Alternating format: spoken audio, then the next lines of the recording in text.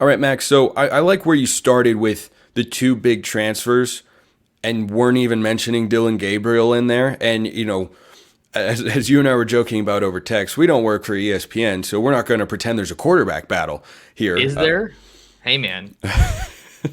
Sometimes when you know more, you don't know very much. But I think that for Oregon to bring in Stewart and Muhammad, yeah, the battles in practice can be great, but they also need to produce at a high level going into next year because you lose Troy Franklin, you lose Kyrie Jackson. Those are your wide receiver ones and cornerback ones from a year ago. And I think this is using the transfer portal at its best. If you're the Ducks, you bring in two guys who are proven starters at the Power 5 level, and you anticipate to come in and have the chance to, be high caliber, all conference caliber guys.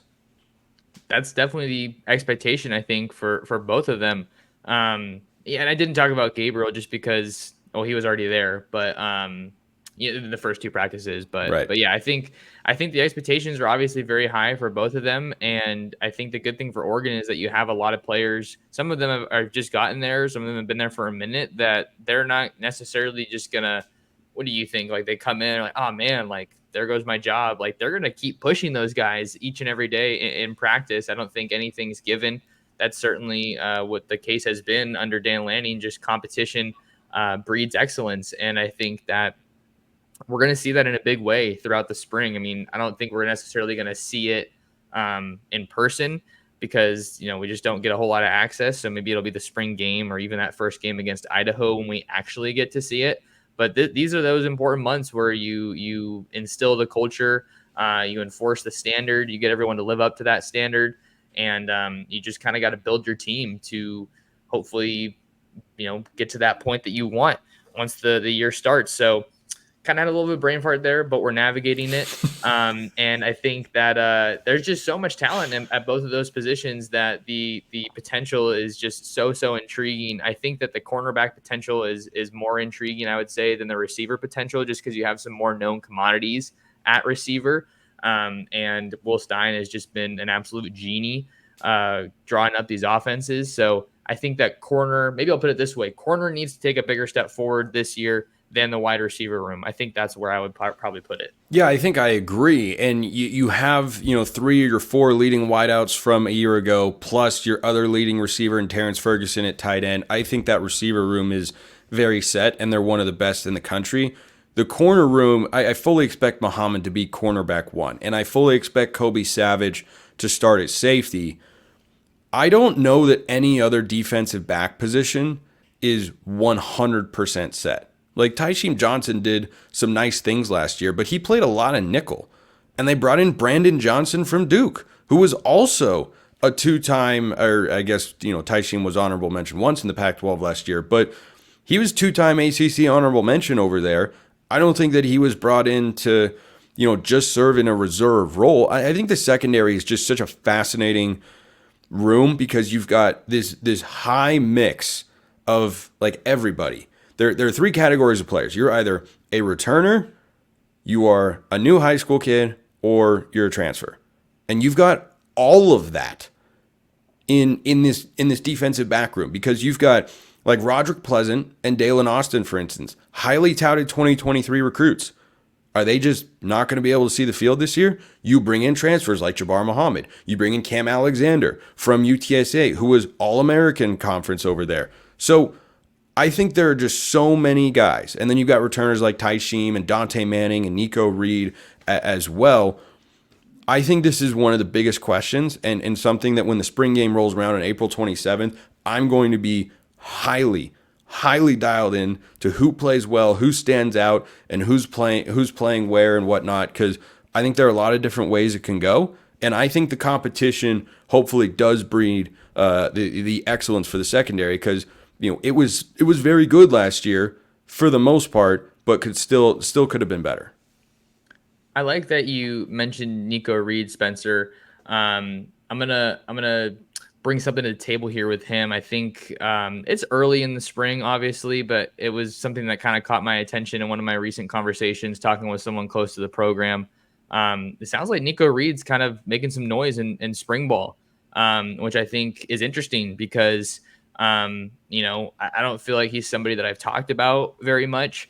And I think he's somebody that is probably getting, um, I don't know what the word I would say, like, just kind of Overlooked, passed over, swept under the overlooked. rug. Yeah, in this conversation for Oregon secondary going into 2024, and he's someone that obviously had an interesting journey to Oregon. Started at Colorado, but Demetrius Martin knew him super well, and then he got him out of the portal to come over to Oregon. Didn't have a huge year with the Ducks, but I think did carve out, I'd say, at least a decent role. It's not like we never saw the guy. Yeah, I mean, I definitely would classify his role as a starting role. It's not like one of the high end starters, maybe not top of the depth chart, but when I think about starters, I'm also kind of putting into the mix high level rotation players. If you'd rather refer to it that in that way and get semantical with it, I think that is what Nico Reed definitely was. And then when injuries occurred, there were times when both Florence and Jackson were hurt. Nico Reed was one of the two starters on the outside at times. Yeah, and we saw a bunch of him in the Pac-12 title game. I know I think he had one of those big sacks against Penix. He had the sack on fourth down after the Bo Nix interception. Yeah. Yeah, because I think after that happened, like we were just freaking out in the press box. Like, wow, I feel like that completely neutralized the interception. So, yeah, Reed I think tends to get overlooked when you're looking at the corners, but I think it also kind of makes sense to a degree just because of the guys that they brought in: Jabbar Muhammad, Cam Alexander. But you also have to look at this: Sione Laulea, Dakota Fields, Ifeoma Badegwu. There's so many guys in that room. Roderick Pleasant, Dalen Austin, and what's their year 1 to year 2 leap ultimately look like? So I think it's a good development, especially because I think you can have him for 2 more seasons after this year, because he was a young guy when he committed to Oregon. He spent only 1 season at Colorado. So keep an eye out on Nico Reed. I'm not saying I'm expecting huge things necessarily, but just wanted to kind of drop that little nugget out there. And I'm excited to see what he can do along with those young guys, Dakota Fields and Ifeoma Badegwu as well, and Sione Laulea, the JUCO guy.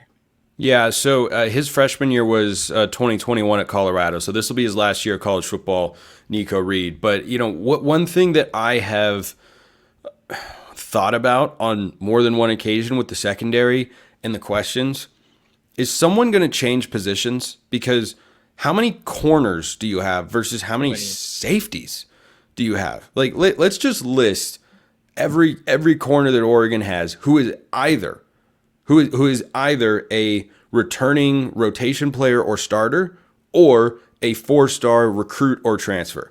You've got Jabbar Muhammad, Nico Reed, Jaleel Florence, Dante Manning, Cam Alexander, Brandon Johnson at nickel. Does that count as a corner?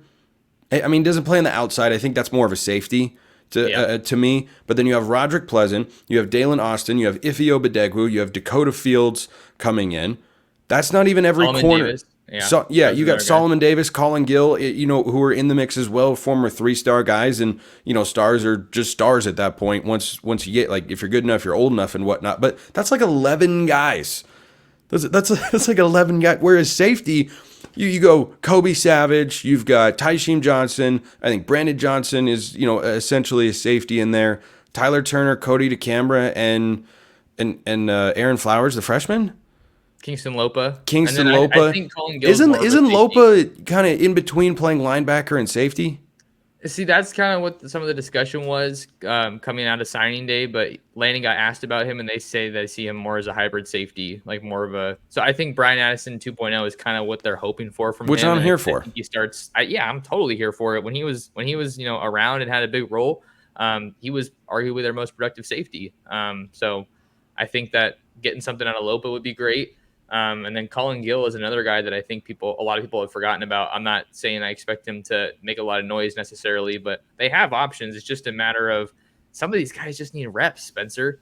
And that's why I think it's going to be hard to get reps because when you bring in all those transfers, like Cam Alexander was All-American Conference selection last year. He's not coming to Oregon if he doesn't have some assumption or guarantee that he's going to play at least a little bit, right? Yeah, I think so. I mean, that's generally how things go, especially this is his 3rd school. So I think that, he's going to be heavily involved there. But I don't know. You got to see the cream rises to the top after all this competition in spring, and then fall camp is really where it's gonna we're gonna get some more clear answers heading into the season opener. Max Torres, read him at Ducks Digest, listen to and watch him on the Ducks Dish podcast. Always a great time. Is there a better way to end the weekend? No, I think, or end the week and go into the weekend rather. I think not. Max, thanks as always. Thanks for having me on, Spencer. Appreciate it.